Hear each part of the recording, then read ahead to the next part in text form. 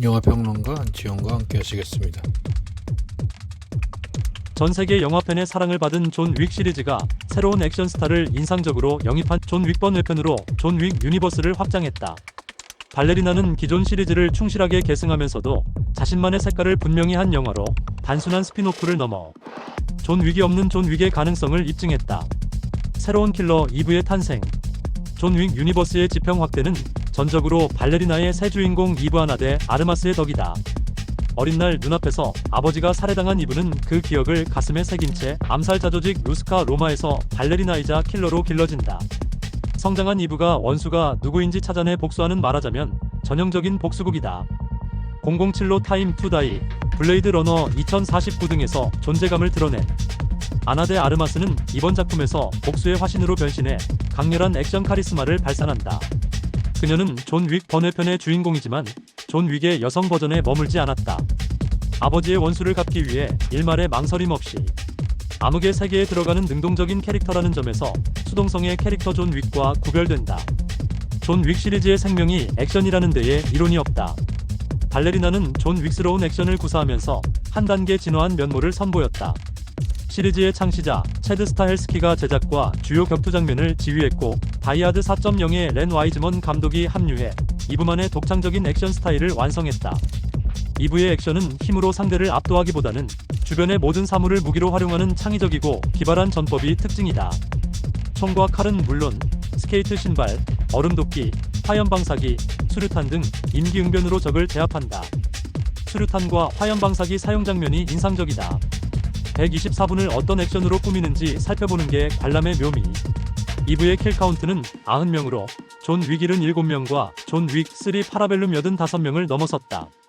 대한민국 대표 무술감독 정두홍이 이브의 첫 미션 상대로 배우 최수영이 의뢰인 카틀라방 역으로 등장해 잠시 한국 관객의 눈길을 사로잡는다. 발레리나 액션. 존 윅 유니버스의 액션을 흔히 건프라고 칭한다.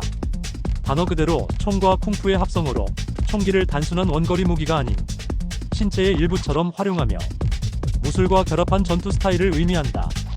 1980년대 홍콩 액션 영화에서 시작되어 매트릭스 시리즈를 거치며 대중화하였고 존 윅 시리즈에 이르러 하나의 장르처럼 거론된다. 유도와 주짓수를 기반으로 한 강력한 그래플링으로 적의 중심을 무너뜨리고 초근접 거리에서 총으로 마무리하는 존 윅의 액션은 힘과 기술을 결합한 전공법 돌파이다. 효율적이고 무자비하며 최단 경로로 상대를 제압한다. 발레리나의 이브는 존 윅과 다른 결의 극중에서 표현하듯 여성스러운 액션을 제시한다. 여성스럽다 해서 미인계 비슷한 것을 상상하면 오산이다. 이브는 존 윅 못지않게 무자비하다. 다만 대결이나 전투에서 힘 대 힘의 대결을 피하고 지혜와 창의성으로 상대를 압도하는 전술을 구사한다. 어쨌든 싸워서 이기고 상대가 죽는다. 전투에서 이브는 몸보다 두뇌를 중시한다. 자신보다 신체적으로 우월한 상대를 만났을 때 힘으로 맞서는 대신 예리한 전술과 날카로운 본능을 이용해 약점을 파고든다.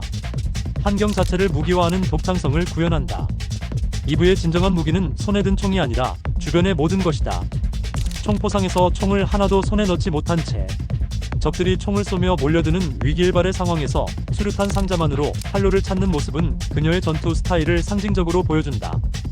화염방사기 전투와 함께 영화에서 기억되는 대표적인 화려한 액션이다. 이브가 루스카 로마에서 익힌 발레는 신분 위장용이 아니다. 춤과 격투의 조화로 이루어진 그녀의 움직임은 발레의 유연함과 민첩성을 이용해 상대의 공격을 흘려보내고 예측 불가능한 각도에서 치명적인 공격을 가하는 우아하면서도 정확한 예술 액션으로 이어진다. 존 윅이 파괴력으로 압도한다면 이브는 지혜로 상황을 지배한다고 말할 수 있다. 발레리나는 이처럼 대조적인 액션 스타일을 선보임으로써 주인공의 성별을 바꾸는 것을 넘어 영화 액션의 새로운 미학을 제시하며 존 윅 유니버스를 더욱 풍성하게 만든다. 복수 서사의 두 얼굴. 존 윅 유니버스는 복수라는 엔진으로 추동되지만 존 윅과 이브가 보여주는 복수의 양상은 판이하다. 존 윅의 복수는 분명 그럴만한 사정이 있긴 하지만 영화가 그 동기를 정통적인 방식으로 풀어내지 않는다. 그깟개 한 마리 때문에 거대 암살자 조직 전체를 적으로 돌린다는 설정 자체가 현실적이지 않고 모종의 유머를 지향한다. 콘티넨탈 호텔, 최고 회의 등 비현실적인 규칙과 상징으로 가득 찬 세계관은 사적 복수의 절박함의 무게를 덜고 액션을 시연하기 위해 잘 짜인 게임이란 구상과 자연스럽게 연결된다. 이처럼 과장되고 양식화한 세계상의 포스트모던한 접근을 합체함으로써 존 윅 시리즈의 특징이 드러난다. 복수극이라는 장르의 클리셰를 비틀고 즐긴다. 복수의 동기는 간단히 보여주고 넘어가며 과정의 스타일을 극대화한다. 반면 발레리나에서 주인공의 복수는 정통 복수 서사로 회귀한다. 이부는 고전적인 복수 서사의 주인공에 가깝다. 이부는 눈앞에서 아버지가 살해당하는 모습을 목격하고 어려서부터 복수를 결심한다. 이부가 분노와 상실감을 품은 캐릭터로 설정돼 있기에 액션에서 유머보다는 비장함과 처절함이 중심이 된다. 암살자 세계를 떠나려 했던 존 윅과 달리 이부가 복수를 위해 스스로 암살자의 세계로 걸어들어간 것도 차이다. 각각의 액션 미학은 각각의 복수와 잘 호응한다고 평가할 수도 있겠다. 상투성을 넘어 비범함으로 이부의 서사는 아버지의 죽음이라는 비극적 사건과 루스카로마에서의 실력 배양과 성장 등 전통적인 복수극의 흐름을 충실하게 따른다. 이후 복수를 위한 단서 추적과 원수 확인, 조력자와 대립자의 등장 등 모든 전개가 셰익스피어나 고전 서사 이론으로 설명될 수 있는 전통적인 구조에서 벗어나지 않는다. 이 복수극에서 존 윅의 역할이 이중적인 것은 복수 서사의 흐름과 별개로 시리즈의 흐름을 타야 하기 때문일 것이다. 발레리나는 익숙한 복수극의 플롯 위에 독창적인 요소를 가미해 상투성을 비범함으로 바꾸는 전략을 구사한다. 이부의 복수는 영화의 일반적 현실이 아닌 독자적인 규칙과 미학으로 가득 찬 존 윅 유니버스 안에서 펼쳐진다.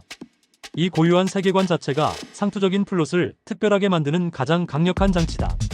자칫 한계로 작용할 우려가 있지만 발레리나는 세계관을 장르이자 개연성으로 만들며 상투성을 극복한다. 존 윅의 등장은 레고처럼 끼워 맞추는 장치이긴 하지만 어색하지 않고 자연스럽다. 존 윅은 이 세계관의 시작이자 살아있는 전설이다. 그의 존재는 복수의 과정에 예측 불가능한 긴장감과 함께 세계관의 계승이라는, 즉 시리즈 연속성이라는 의미를 확보하게 한다. 무엇보다 액션의 차별화로 복수 서사의 상투성을 깨버렸다.